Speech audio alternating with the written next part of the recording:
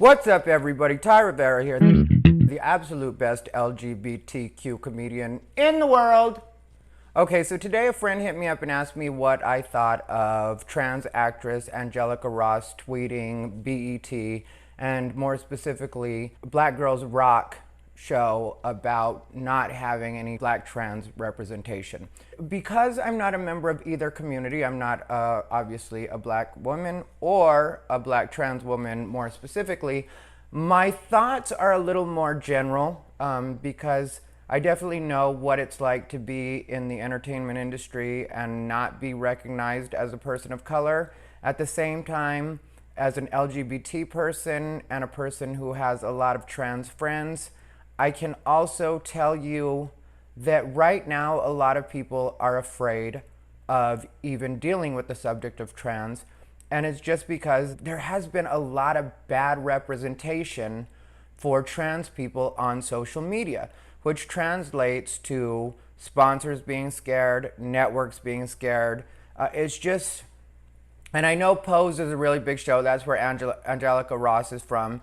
And she also used the opportunity to call out the fact that 18 black trans women have been killed this year so far, which is something that I have been really trying to figure out how we as a community can address. But at the same time, I can understand when black cisgender women are like, this show is for us, and we've had a hard enough time having any representation. Because if you're not familiar with Black Girls Rock, it's a show on BET that's basically an award show that honors black women in entertainment. And Regina King was one of the honorees this year. Her, H period, E period, R period, who's a musician. Not familiar with her stuff, but I know that she was honored, and Angela Bassett. And I can understand when cisgender black women are like, this is for us, and we haven't gotten shine for years. So now that we have a show for us, we maybe don't want to splinter it off into now we have to represent black trans women as well and call attention to this particular thing that we're gonna have to dedicate a fair amount of time, because in order to really honor the black trans women that have died this year so far and call attention to that, that would end up having to be quite a segment to really cover that with the respect that it would deserve, and to go as in-depth as they would have to go, which I'm not saying they'd have to go super in-depth, but I don't have to tell you, they would have to do some sort of montage with the women that have died so far, and they'd also have to educate people on it. And when you're dealing with BET, which really isn't catering to the LGBT audience, that's also going to be hard to keep people's attention, because unfortunately in the black community that's still frowned upon in a lot of cases. Homophobia is even big in the black community still, which a lot of people will tell you that. And that's not me like just interjecting my own personal feelings. That's something that they've done studies on. That's something that everybody knows.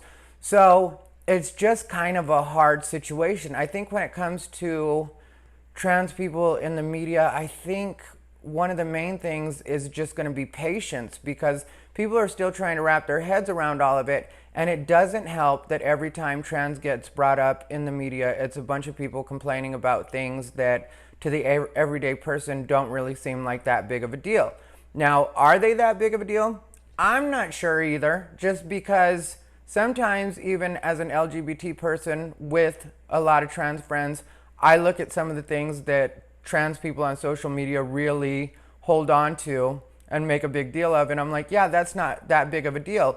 So when we just came off people, trans people specifically in social media complaining about Dave Chappelle, and then some of the other things that have been brought up that have been a little more trivial, and they get blown up into these big things, then you have to know that when something important comes along, that's going to get washed out, because people are like, all right, does it always have to be about you? Which is a lot of the comments that I saw on Shade Room and stuff like that. And I think when you're dealing with this kind of subject matter, when you look at Shade Room, because a lot of times I wouldn't necessarily reference Shade Room, but when you look at Shade Room, that's going to be kind of the same audience that's watching Black Girls Rock on BET and the BET audience. So I don't necessarily agree when I saw like a lot of the comments that said, you're not a woman if you don't have a period, if you don't have kids. There's plenty of cisgender women that can't have kids, don't have a period because of hysterectomies, menopause, different situations that make that the way it is. So I don't necessarily think that's the best qualifier, and I think it's kind of an ignorant way to go at it. But at the same time, when those are the kind of comments you're seeing and you're seeing a lot of people support that, you have to realize that in this case, it's almost going to take meeting people where they're at, which is something I've had to do as a gay man in the profession that I'm in, stand-up comedy, where you do have to kind of take a step back and be like, okay, well, what are these people not getting about me, and how is it I can relate what it is I am to them in a way that makes it not necessarily more palatable, but more at least understandable, so they kind of get to like you, get to care about you as a person, as a human being, and then that in turn makes them care more about your group in general. It's just kind of a tough one, and I'm really interested to know what you guys think as far as it goes, and I'll include a link below so you guys can read an article for yourself and kind of get an idea.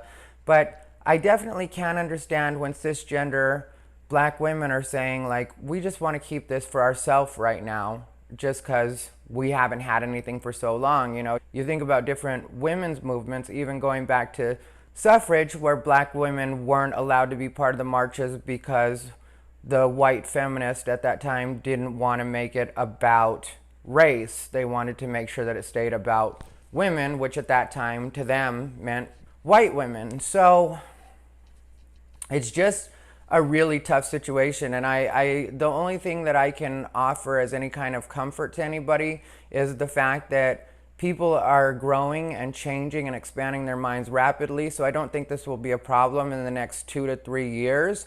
But for right now, it just is what it is, and maybe a little more of a gentle touch from the trans community and a little bit more understanding would be the better way to handle it. And I know some people are going to get mad and say, how can you say that when Black trans women are being murdered at this rate right now? And it's just a hard one, you know, like, and if the mainstream media and BET isn't going to acknowledge you, then maybe you should create your own award show and raise awareness that way, because the creator of Black Girls Rock is actually an ex-model named Beverly Bond, who, I don't know about you guys, but I've never been familiar with the name Beverly Bond.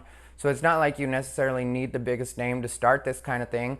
Maybe reach out to some of the different LGBT organizations like GLAAD or the Human Rights Campaign and see if they can donate, and maybe you can get something on TV yourself. But for right now, I would just say this is the time to be patient. This is the time to really extend yourself to straight cisgender America and let them get a better understanding of what it is you are, so that they maybe will be a little more sympathetic to the plight.